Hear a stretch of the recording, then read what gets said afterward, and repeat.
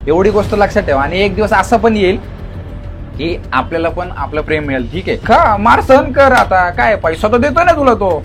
बिहेवियरचं काय, उद्या जाऊन मार खाल्ला की तुम्ही शिवाय घालणारे मुलांना की सगळे मुलं सेमच असतात. किस्सा टाइम गाईज.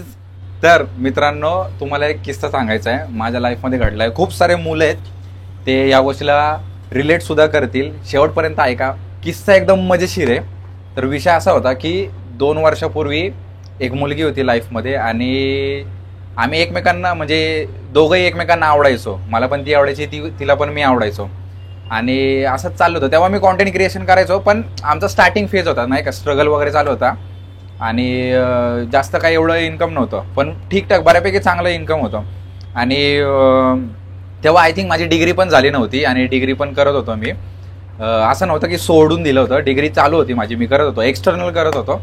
आणि असं झालं की मी म्हटलं की आता पुढं स्टेप घ्यायला पाहिजे. आम्ही रिलेशनशिपमध्ये नव्हतो की आम्ही पुढची स्टेप घ्यायची का हे विचार करत होतो. मी तिला म्हटलं की असं आहे का, करायचं का.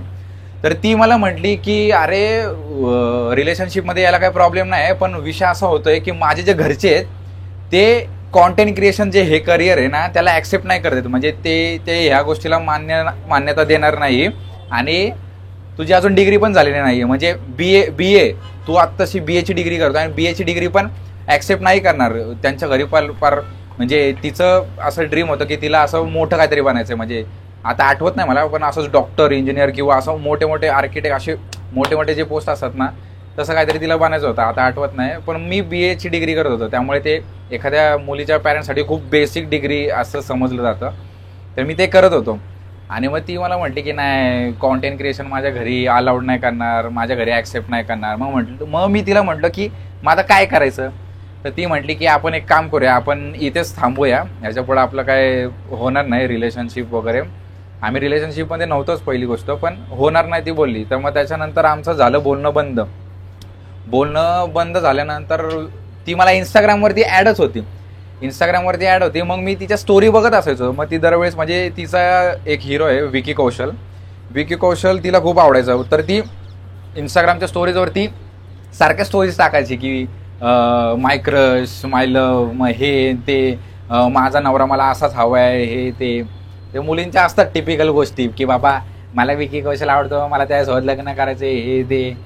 आणि मग ते स्टोरीज बघता त्याचं पण लग्न ठरलं की बाबा कॅटरीनासोबत लग्न झालं त्याचं. आणि मग असल्या भाराभर तिच्या स्टोरीज पडायला लागल्या की अरे माझं हार्टब्रेक झालंय, विकी कौशलचं लग्न झालं, आता मी काय करू, मला रडायला येते, माझा एकच क्रश होता, मी काय करू, मला राहवत नाहीये, हे ते, माझ्या क्रशने लग्न केलं, असे रडायच्या स्टोरी टाकतात ना मुली वगैरे.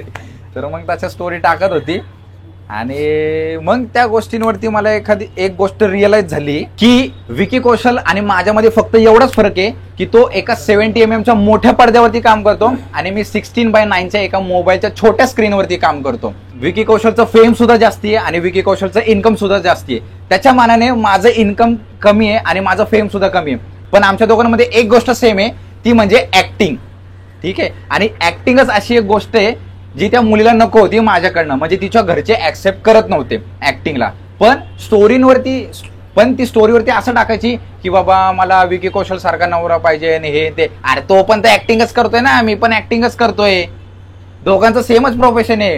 ह्याच्यावरनं तुम्हाला कळतंय का मित्रांनो काय आहे की आयुष्यामध्ये पैसा कमवला पाहिजे, पैसा इम्पॉर्टंट आहे. त्याच्याकडे खूप जास्त पैसा आहे म्हणून तिला तो नवरा म्हणून पाहिजे. तर ह्याच्यावरनं तुम्हाला काय समजतंय की आयुष्यामध्ये तुमची कास्ट काय आहे, तुमचं प्रोफेशन काय आहे, तुम्ही कसे दिसता आणि तुमचं किती शिक्षण झालंय हे मॅटर करत नाही. मॅटर काय करतं, पैसा.